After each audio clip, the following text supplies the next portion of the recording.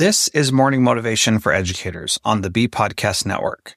Learn about all the shows at beepodcastnetwork.com. You'll hear from a variety of formal and informal educators who help put this podcast together. If you'd like to contribute your voice to this show, please go to morningmotivationedu.com to apply. Welcome to Morning Motivation for Educators. I'm Danielle Nuhfer, a former teacher who knows firsthand how exhausting and overwhelming this work can be. After 20 years in the classroom and 2 bouts of burnout, I found tools to help teachers not just survive, but thrive. I created Teaching Well to help educators like you manage stress, find balance, and reconnect with the passion that brought you to teaching. This podcast is your space to breathe, reflect, and take those small steps toward feeling more grounded and fulfilled. Your well-being is crucial to your school success, and I'm here to support you. Are you feeling stressed, overwhelmed, white-knuckling it to the end of the weekend or the end of each day?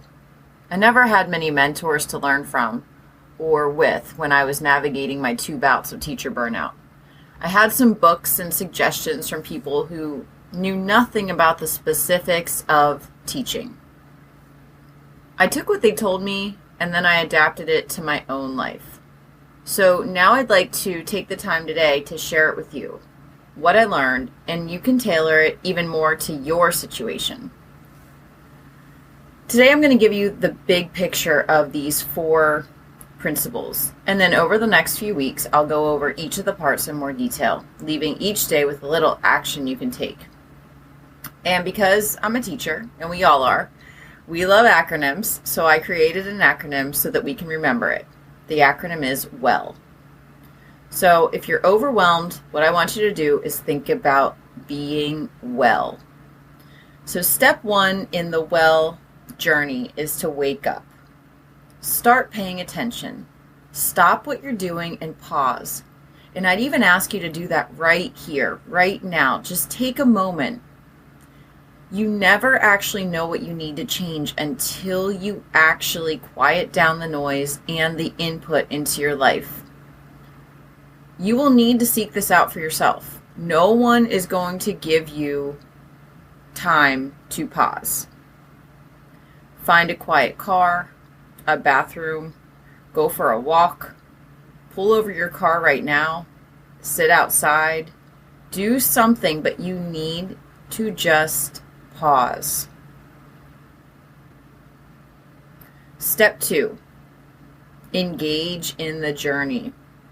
After you've woken up, after you realize, oh my gosh, there's something I need to change about this situation, you need to decide, and this is a decision.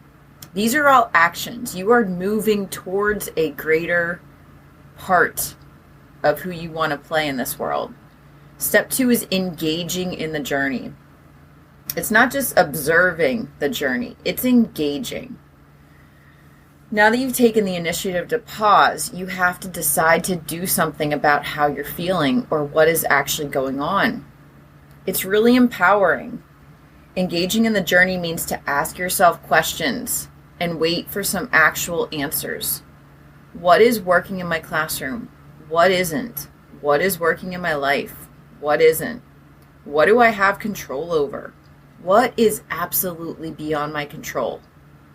And a pro tip for this part is to write these things down and actually limit yourself to trying to do anything about only the ones that you can control. And honestly, what I found is that we have a lot more control over things than we give ourselves credit to. When we're sitting in our classrooms and we're looking around and we're feeling defeated and just things didn't go great, it's really easy to want to point fingers and be upset. And it's good to give voice to that. But after you've done that, then figure out what you can do. And, to be perfectly honest, sometimes it's that you're not in the right place. So please don't ever think that engaging in the journey means that you now are just sucking up a situation that's untenable. Engaging in the journey, though, you might be overlooking some things that, small shifts that could make a huge difference in your job situation, in your classroom, and outside of the classroom as well. So really take time to engage with what comes up for you as you think about whatever problem you're trying to solve. The third step in our Well framework is to lean into your strengths. So I think this is something that we have not been taught. We have been taught to make our weaknesses better and kind of just let our strengths be our strengths. But I'm going to really challenge you. You need to figure out ways to do the things that you love to do about your job and in your life. Like, those need to take up the majority of your day.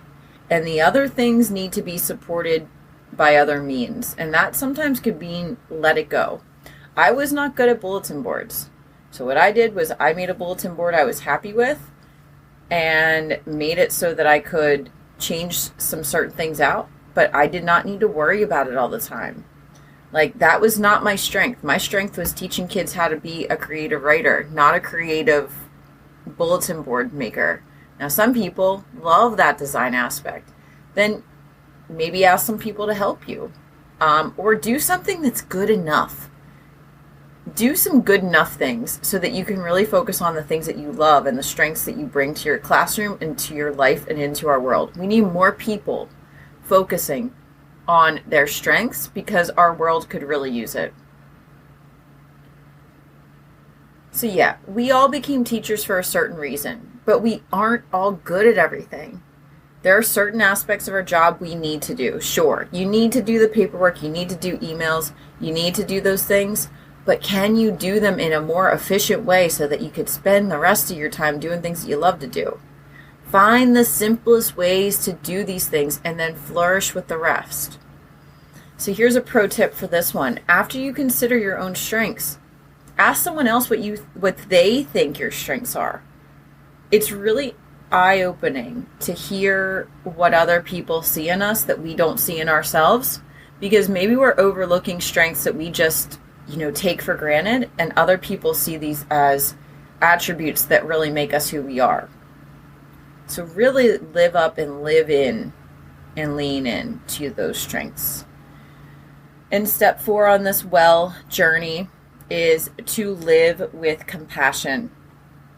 Yes, it's easy to beat ourselves up since we are so often the ones who are ganged up and blamed for a lot of things that are beyond our control. Teachers are historically, and school systems are historically, scapegoats for a lot of things that are a wider issue. We need to practice compassion for ourselves and for others. Hurt people hurt people. It's a famous platitude, I guess, or saying that I know of in the recovery community. Hurt people hurt people.